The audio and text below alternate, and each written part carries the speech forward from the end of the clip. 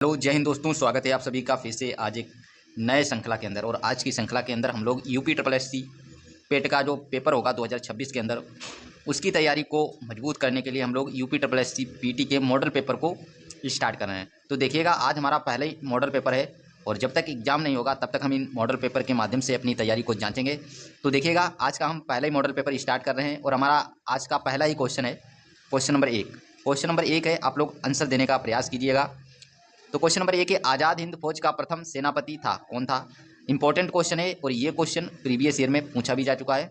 तो आज़ाद हिंद फौज का प्रथम सेनापति के बारे में पूछा गया है। तो कौन थे? क्या सुभाष चंद्र बोस थे, शाहनवाज खां थे, या प्रीतम सिंह थे, या मोहन सिंह। तो इस क्वेश्चन का जो राइट आंसर होगा वो होगा option number D, Mohan Singh. Mohan Singh जो थे वो आज़ाद हिंद फौज के प्रथम सेनापति थे, ये आप लोग याद जरूर रखिएगा। नेक्स्ट क्वेश्चन की तरफ मूव करेंगे और हमारा अगला क्वेश्चन है और ये सारे ही क्वेश्चन इंपॉर्टेंट क्वेश्चन है। क्वेश्चन नंबर 2 को ध्यान से देखिएगा। क्वेश्चन नंबर 2 है, गुलाम का गुलाम किसे कहा गया था। इंपॉर्टेंट क्वेश्चन है और हिस्ट्री से रिलेटेड क्वेश्चन पूछा गया है। गुलाम का गुलाम किसे कहा जाता है ये पूछा गया है। तो गुलाम का गुलाम इल्तुतमिश को कहा जाता है। कैसे कहा जाता है देखिएगा फ्रेंड्स, मोहम्मद गोरी जो था उसका गुलाम था कुतुबुद्दीन ऐबक, और कुतुबुद्दीन ऐबक का गुलाम था कुतुबुद्दीन ऐबक का गुलाम था इल्तुतमिश। इसीलिए इल्तुतमिश को गुलामों का गुलाम कहा जाता है। तो आप लोग ये बात याद जरूर रखिएगा, मोहम्मद गोरी का गुलाम था कुतुबुद्दीन ऐबक और कुतुबुद्दीन ऐबक का गुलाम था इल्तुतमिश, इसीलिए इसे गुलाम कहा जाता है। नेक्स्ट क्वेश्चन की तरफ मूव करेंगे और हमारा अगला क्वेश्चन है क्वेश्चन नंबर 3। इंपॉर्टेंट क्वेश्चन है, सारे ही क्वेश्चन किसी ना किसी एग्जाम्स में पूछे गए हैं। बाल विवाह कब शुरू हुआ था। इंपॉर्टेंट क्वेश्चन है और बाल विवाह कब शुरू हुआ था, क्या हर्ष के शासनकाल में, या कुषाण युग में, या मौर्य युग में, या गुप्त काल में। तो बाल विवाह जो है वो गुप्त काल में शुरू हो गया था। ऑप्शन नंबर डी इस क्वेश्चन का राइट आंसर हो जाएगा। नेक्स्ट क्वेश्चन की तरफ मूव करेंगे और हमारा अगला क्वेश्चन है क्वेश्चन नंबर 4। क्वेश्चन नंबर 4 है, आर्यभट्ट ने निम्न में से किसकी रचना की। 4 ग्रंथ दिए गए हैं और उन ग्रंथों में से एक ग्रंथ जो है वो आर्यभट्ट द्वारा रचित है। तो उस ग्रंथ का नाम बताना है, कौन सा ग्रंथ जो है वो आर्यभट्ट ने रचा है। तो आर्यभट्ट जी ने 2 इंपॉर्टेंट ग्रंथ रचे हैं या 2 इंपॉर्टेंट रचनाएं की हैं। उन रचनाओं में कौन कौन से, एक तो आर्यभट्टियम, ये आप लोगों को पता होगा, आर्यभट्ट ने आर्यभट्टियम की रचना की है, और एक जो है 10 गीतिका की रचना की है। तो ऑप्शन नंबर सी के अंदर 10 गीतिका इस क्वेश्चन का राइट आंसर हो जाएगा। और आर्यभट्टियम भी इंपॉर्टेंट है, ये भी आप लोग याद जरूर रखिएगा। नेक्स्ट क्वेश्चन की तरफ मूव करेंगे और हमारा अगला क्वेश्चन है क्वेश्चन नंबर 5। क्वेश्चन नंबर 5 है, सत्य शोधक समाज की स्थापना किसने की थी। इंपॉर्टेंट क्वेश्चन है और कम से कम 5 बार एग्जाम्स में पूछा गया है, अलग अलग एग्जाम्स में, कि सत्य शोधक समाज की स्थापना किसने की थी। तो ज्योतिबा फूले ने की थी। ऑप्शन नंबर सी इस क्वेश्चन का राइट आंसर हो जाएगा। और आप लोगों को अगर पता है कि सत्य शोधक समाज की स्थापना कब हुई थी तो हमें कमेंट में जरूर बताइएगा। नेक्स्ट क्वेश्चन की तरफ मूव करेंगे और हमारा अगला क्वेश्चन है क्वेश्चन नंबर 6। क्वेश्चन नंबर 6 है कि महादेव पहाड़ियां भाग हैं। इंपॉर्टेंट क्वेश्चन है और महादेव पहाड़ियों के बारे में पूछा गया है, ये किसका भाग है। क्या सतपुरा पर्वत का भाग है, या विंध्य पर्वत का, या पश्चिमी घाट का, या पूर्वी घाट का।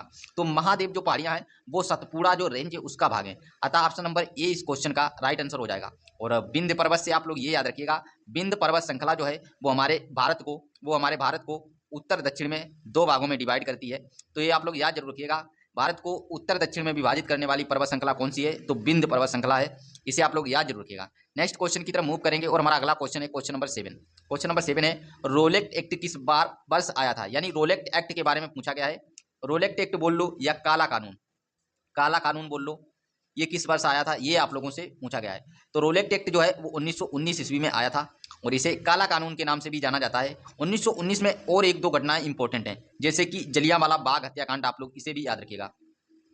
जलियांवाला बाग हत्याकांड ये इंपॉर्टेंट है, इसे आप लोग जरूर याद रखिएगा। और एक 1918 के अंदर आप लोगों को याद रखना है अहमदाबाद मिल आंदोलन। 2 आंदोलन होते हैं, एक अहमदाबाद मिल आंदोलन होता है और एक होता है खेड़ा आंदोलन। खेड़ा और अहमदाबाद मिल आंदोलन ये दोनों के दोनों कहाँ होते हैं, 1918 के अंदर ही होते हैं। खेड़ा को याद रखिएगा और अहमदाबाद मिल आंदोलन। और 1920 के अंदर आप लोग याद रखिएगा असहयोग आंदोलन स्टार्ट होता है। और 1916 के अंदर याद रखिएगा कांग्रेस का लखनऊ अधिवेशन होता है, ये भी हमारे लिए बेहद इंपॉर्टेंट है। तो ये सारे पॉइंट्स आप लोग याद जरूर रखिएगा। आगे बढ़ते हैं नेक्स्ट क्वेश्चन की तरफ और हमारा अगला क्वेश्चन है क्वेश्चन नंबर 8। क्वेश्चन नंबर 8 है, क्वेश्चन नंबर 8 को ध्यान से देखिएगा, इंपॉर्टेंट क्वेश्चन है। सांगला घाटी, इंपॉर्टेंट घाटी है सांगला घाटी, भारत के किस राज्य में स्थित है। क्या जम्मू कश्मीर के अंदर है, लद्दाख के अंदर है, हिमाचल प्रदेश के अंदर है, या उत्तराखंड के अंदर। तो संगला घाटी जो है या सांगला घाटी जो है वो हिमाचल प्रदेश के अंदर है। ऑप्शन नंबर सी इस क्वेश्चन का राइट आंसर हो जाएगा। आगे बढ़ते हैं और देखिएगा क्वेश्चन नंबर 9। क्वेश्चन नंबर 9 जो है इंपॉर्टेंट है। फान एक स्थानीय पवन है। फान एक स्थानीय पवन है और ये कहाँ की स्थानीय पवन है, ये आप लोगों से पूछा गया है। क्या चाइना की है, कोरिया की है, या जापान की है, या स्विट्जरलैंड की? तो ये स्विट्जरलैंड की है। ऑप्शन नंबर डी इस क्वेश्चन का राइट आंसर हो जाएगा। आगे बढ़ते हैं और देखिएगा क्वेश्चन नंबर 10। क्वेश्चन नंबर 10 भी इंपॉर्टेंट क्वेश्चन है। क्वेश्चन नंबर 10 है, सीन नदी किस नगर से होकर बहती है? इंपॉर्टेंट क्वेश्चन है और सीन नदी के बारे में पूछा गया है। और सीन नदी किस शहर से होकर बहती है? क्या लंदन से, पेरिस से, रोम से, या फ्रैंकफर्ट से? तो जो सीन नदी है वो पेरिस से होकर गुजरती है। और पेरिस, जैसा कि आप लोगों को पता होगा, पेरिस जो है वो फ्रांस की कैपिटल है। किसकी कैपिटल है? फ्रांस की कैपिटल है। ये भी आप लोग याद जरूर रखिएगा। आगे बढ़ते हैं और अपना नेक्स्ट क्वेश्चन देखेंगे। हमारा नेक्स्ट क्वेश्चन है क्वेश्चन नंबर 11। क्वेश्चन नंबर 11 है, पूर्वी समुद्र की स्वामिनी का नाम है। इंपॉर्टेंट क्वेश्चन है और ये क्वेश्चन भी प्रीवियस ईयर में पूछा जा चुका है। पूर्वी समुद्र की स्वामिनी किसे कहा जाता है? तो श्रीलंका को कहा जाता है। ऑप्शन नंबर डी इस क्वेश्चन का राइट आंसर हो जाएगा, श्रीलंका। आगे बढ़ते हैं और अपना नेक्स्ट क्वेश्चन देखेंगे। हमारा नेक्स्ट क्वेश्चन है क्वेश्चन नंबर 12। क्वेश्चन नंबर 12 है, भारतीय हरित क्रांति की जन्मस्थली है। और भारतीय हरित क्रांति की जन्मस्थली के बारे में पूछा गया है। क्या पंतनगर है, बंगलोर है, कानपुर है, या दिल्ली है? तो भारतीय हरित क्रांति की जो जन्मस्थली है वो पंतनगर को माना जाता है। ऑप्शन नंबर ए इस क्वेश्चन का राइट आंसर हो जाएगा, पंतनगर। और पंतनगर को क्यों माना जाता है? क्योंकि पंतनगर के अंदर जो कृषि विश्वविद्यालय है उसने महत्वपूर्ण भूमिका निभाई थी हरित क्रांति को लाने के लिए। तो ऑप्शन नंबर ए हमारा इस क्वेश्चन का राइट आंसर हो जाएगा, याद रखिएगा। आगे बढ़ते हैं और आगे देखेंगे क्वेश्चन नंबर 13। क्वेश्चन नंबर 13 है, हरियाली योजना संबंधित है। इंपॉर्टेंट क्वेश्चन है और हरियाली योजना किससे संबंधित है ये पूछा गया है। क्या फसल से संबंधित है, मृदा से, मृदा प्रबंधन से, या जल प्रबंधन से, या वन प्रबंधन से? जैसा कि आप लोग देख पा रहे होंगे, हरियाली योजना और हरियाली योजना का संबंध फसल योजना से बिल्कुल भी नहीं होगा, ना ही मृदा प्रबंधन से होगा, ना ही वन प्रबंधन से, बल्कि जल प्रबंधन से होगा। अतः ऑप्शन नंबर सी इस क्वेश्चन का राइट आंसर हो जाएगा। आगे बढ़ते हैं और नेक्स्ट क्वेश्चन देखते हैं। हमारा नेक्स्ट क्वेश्चन है क्वेश्चन नंबर 14। क्वेश्चन नंबर 14 है, भारत में प्रतिस्पर्धा आयोग का गठन कब किया गया था? इंपॉर्टेंट क्वेश्चन है और भारत के अंदर प्रतिस्पर्धा आयोग, इसका गठन किस वर्ष किया गया था? तो इसका जो गठन है वो 2003 के अंदर किया गया था। अतः ऑप्शन नंबर सी इस क्वेश्चन का राइट आंसर हो जाएगा। नेक्स्ट क्वेश्चन देखते हैं और हमारा अगला क्वेश्चन है क्वेश्चन नंबर 15। क्वेश्चन नंबर 15 है, लिखित संविधान का प्रारंभ किस देश से हुआ? इंपॉर्टेंट क्वेश्चन है और लिखित संविधान का जो प्रारंभ है वो किस देश से हुआ ये पूछा गया है। क्या जापान से हुआ, भारत से, अमेरिका से, या ब्रिटेन से? तो लिखित जो संविधान है उसका प्रारंभ अमेरिका से हुआ है, यानी यूएसए से हुआ है। और यूएसए का जो संविधान है वो सबसे छोटा लिखित संविधान है। सबसे छोटा लिखित संविधान है यूएसए का। और इसमें कितने आर्टिकल हैं, यानी अनुच्छेद हैं? तो इसमें कुल 7 अनुच्छेद हैं और 7 अनुच्छेद हैं अमेरिका के संविधान के अंदर। और यहीं अगर सबसे बड़ा लिखित संविधान पूछा जाएगा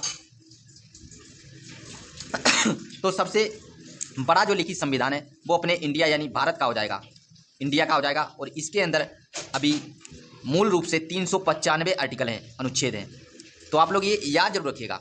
आगे बढ़ते हैं और नेक्स्ट क्वेश्चन को डिस्कस करते हैं। और हमारा अगला क्वेश्चन है क्वेश्चन नंबर 16। क्वेश्चन नंबर 16 है कि भारत में राजनीतिक सत्ता का प्रमुख स्रोत कौन है? इंपॉर्टेंट क्वेश्चन है और भारत के अंदर जो राजनीतिक सत्ता है उसका जो प्रमुख स्रोत है वो भारत की जनता है। अतः ऑप्शन नंबर ए इस क्वेश्चन का राइट आंसर हो जाएगा।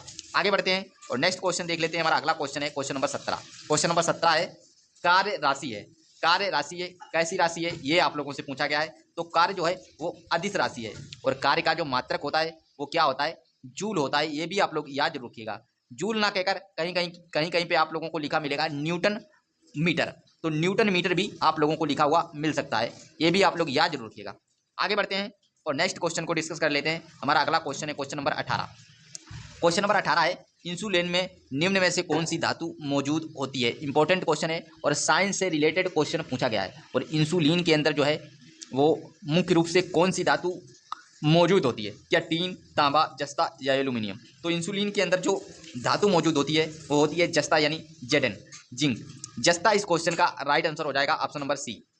आगे बढ़ते हैं और नेक्स्ट क्वेश्चन को देख लेते हैं। हमारा अगला क्वेश्चन है क्वेश्चन नंबर 19। क्वेश्चन नंबर 19 है, भारत में ट्रेजरी बिल बेचे जाते हैं। इंपॉर्टेंट क्वेश्चन है और ये क्वेश्चन लगभग 2 से 3 बार एग्जाम्स में ऑलरेडी पूछा भी जा चुका है। तो ट्रेजरी बिल बेचे जाते हैं किसके द्वारा? क्या आरबीआई द्वारा, राज्य सरकार द्वारा, सेबी द्वारा, या व्यापारिक बैंकों द्वारा? तो भारत के अंदर जो ट्रेजरी बिल है वो आरबीआई के द्वारा बेचे जाते हैं। तो ऑप्शन नंबर ए इस क्वेश्चन का राइट आंसर हो जाएगा। और आरबीआई की अगर आपसे स्थापना की बात करेगा तो आरबीआई की जो स्थापना है वो 1935 के अंदर होती है। ये भी आप लोग याद जरूर रखिएगा। नेक्स्ट क्वेश्चन की तरफ मूव करेंगे और हमारा अगला क्वेश्चन है क्वेश्चन नंबर 20। क्वेश्चन नंबर 20 है, गोपथ ब्राह्मण संबंधित है। गोपथ ब्राह्मण संबंधित है, किससे संबंधित है? क्या यजुर्वेद से, सामवेद से, ऋग्वेद से या अथर्ववेद से? तो गोपथ ब्राह्मण जो संबंधित है वो है अथर्ववेद से। और आप लोगों को बताना है कमेंट में कि ये जो 4 वेदों के नाम आपके सामने लिखे हैं, इनमें सबसे प्राचीन वेद यानी सबसे पुराना वेद कौन सा है? सबसे प्राचीन वेद आपको कमेंट करना है। तो ये था आज का हमारा फर्स्ट मॉडल पेपर, जिसमें हम लोगों ने 20 क्वेश्चन डिस्कस किए। और आज तो मैंने 20 क्वेश्चन ही टाइप कर पाए थे, तो मैंने 20 क्वेश्चन डिस्कस कर लिए। पर कल से हम लोग कोशिश करेंगे कि पूरे 50 क्वेश्चन हम लोग डिस्कस करें। और अगर आप लोगों को ये क्वेश्चन अच्छे लगे हैं, क्वेश्चन का लेवल अच्छा लगा है और वीडियो जरा भी पसंद आया है, तो प्लीज़ मेरी रिक्वेस्ट रहेगी आपसे, आप एक प्यारा सा कमेंट जरूर करेंगे और चैनल से जरूर जुड़ेंगे और हमारे चैनल को सब्सक्राइब जरूर करेंगे। तो मिलते हैं नेक्स्ट मॉडल पेपर के साथ, तब तक के लिए जय हिंद, जय भारत।